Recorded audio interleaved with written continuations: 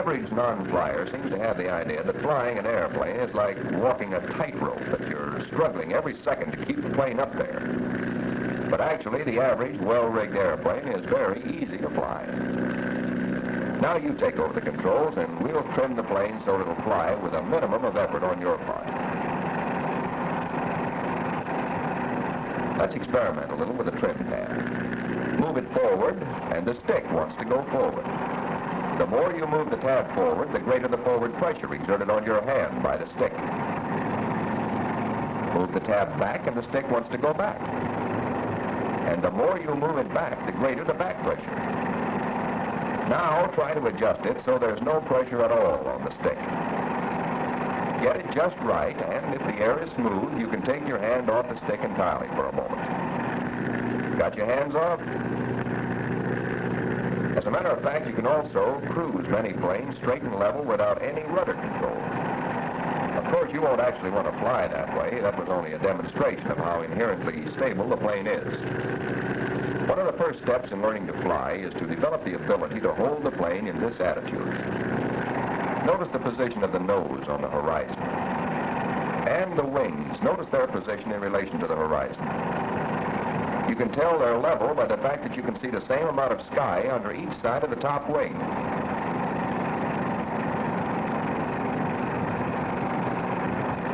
You remember in a previous film, we illustrated the correct use of the eyes by demonstrating that a person can look straight ahead and yet see objects on either side and even slightly back of his eyes, giving him in all a range of vision covering approximately 210 of the 360 degrees. Seated in the cockpit of the airplane, you should be able to look ahead and still see the attitude of your wings without looking directly at them. Of course, our friend McDribble, as might be expected, has failed entirely to get the significance of this point. His attention is concentrated on keeping one particular bolt on the engine right on the horizon. In other words, he has put on the blinders. He sees only the position of that bolt on the horizon. And look what happens. You'll probably have a good deal of trouble maintaining the attitude you want until you learn how to use that full 210-degree range of vision. Also learn to use your ears in judging the plane's attitude. Listen to the engine. It's not laboring or racing. It's running along at a steady, comfortable pace. You want to get used to that sound. Sight, sound, and feel, the way you feel in the cockpit, all help you to keep the plane in level flight. But how do you hold the plane in this straight and level attitude? Actually, you don't hold it there. You can't. Even when the plane is trimmed up, its attitude is subject to frequent change without notice. A wing drops a little, so you pick it up. Your nose wanders slightly to one side or the other of your heading. You bring it back. So flying straight and level is merely a matter of helping the plane by being on the ball, ready to bring it back to straight and level attitude the instant it gets off. Previously, we said that an airplane is turned by banking the wing. But if that's the case, then what's the rudder for? A boat is turned by its rudder, so lots of people think that an airplane likewise is turned by its rudder. Let's try it and see what happens. Keeping our wings level, we press right rudder. Sure enough, the nose comes around to the right. It looks like we're turning, but are we? Let's repeat that same maneuver, watching it from a different point of view. Our present heading is along that highway below, and we want to make a 90-degree turn to a new heading. We apply right rudder. Our nose comes around all right, but the plane itself tries to continue skidding right along the same old course. The only difference being that the nose is cocked off to the right. If you hold the plane this way long enough, it will gradually change its course very much as a racing car on a dirt track skids around a flat turn. However, we are not turning, we are skidding around the turn. It is a very sloppy and incidentally a very dangerous operation. Now let us try making a turn by banking the plane. If we want to turn to the right, we bank the plane to the right. But instead of immediately starting a right turn, the plane hesitates and may even pull off a little to the left. This is because of the increased resistance of the outside aileron. So the plane gets into the turn rather awkwardly. However, once the bank is established and the turn started, the plane behaves very nicely until we're ready to bring it out of the turn. And then again, recovery to straight flight is quite sloppy. So we need something to facilitate entry into and recovery from turns. First, something to counteract the plane's hesitation or momentary tendency to turn away from the direction of bank. And that is one of the functions of the rudder. Right rudder, as we have seen, will make the nose want to pull over to the right.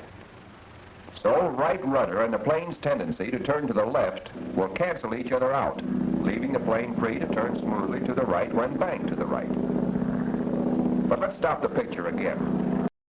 We have already seen that once the plane has entered the turn and the bank is established, we no longer need right aileron.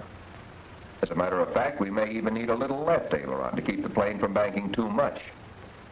And since right rudder was needed only to counteract aileron resistance, naturally we no longer need any right rudder. Thus we continue on around the turn to the new heading.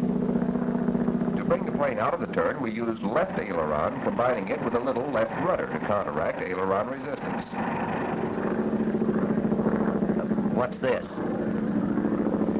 Yes, we might have known that only McDribble could be responsible for such strange execution.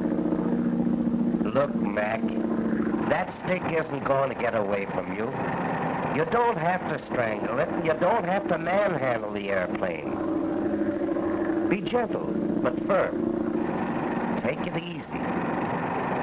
Hold the stick lightly. Remember, you're taking the pulse of the airplane at all times. Your knees should be relaxed with the weight of your legs on your heels and the balls of your feet resting lightly on the rudder pedals. There. That's better. Now let's try a few turns. And here's what a good turn looks like from the pilot's point of view. The instant your wings leave the level attitude and begin a bank, the nose begins to move smoothly in the direction of bank. Let's go back and do that again. The instant your wings leave the level attitude and begin a bank, the nose begins to move smoothly in the direction of bank. After the turn is established, the angle of bank, that is the angle the wings make with the horizon, remains constant. And the nose remains on the horizon as in straight and level flight. Then, when you're ready to recover from the turn, your nose stops moving at the same instant your wings reach the level attitude. Not a second sooner or later. You achieve this kind of turn by using a combination of aileron and rudder in the right amounts and in proper relation to each other. In other words, you coordinate rudder with aileron.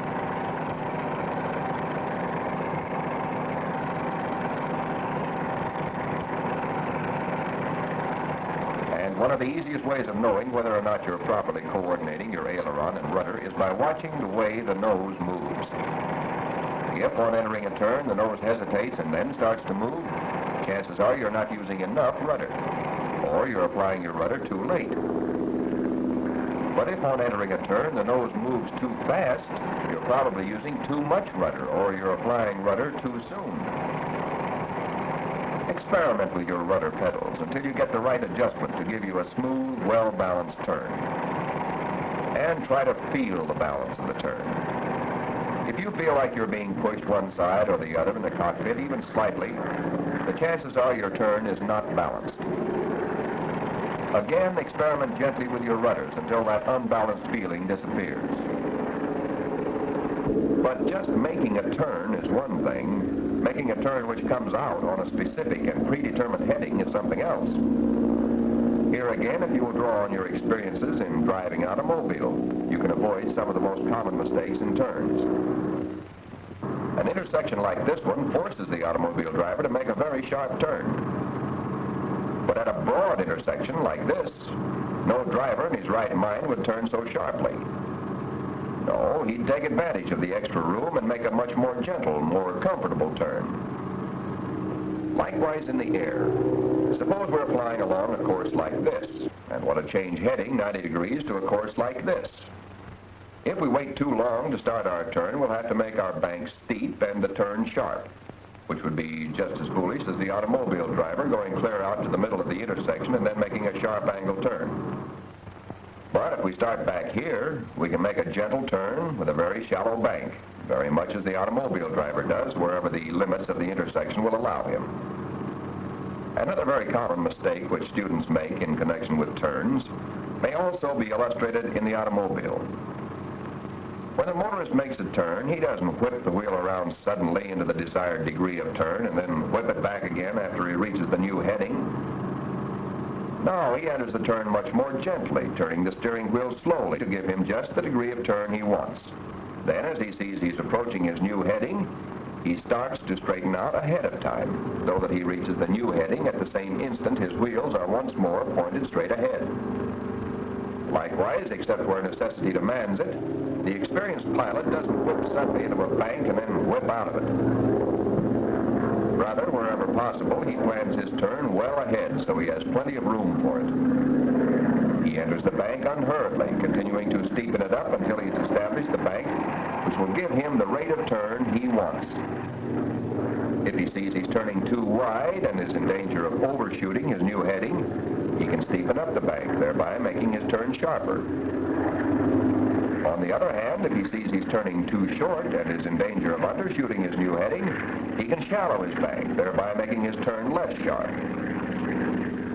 Then, when he sees he's coming around to the new heading, he begins slowly to decrease his bank, planning his recovery from the turn in such a way that his wings are level and the nose stops turning at the same instant he reaches the new heading. Learning to make precision turns and to keep the plane in balanced flight is half of learning to fly. So practice turns at every opportunity and try to be conscious of the plane's balance every second you're in the air.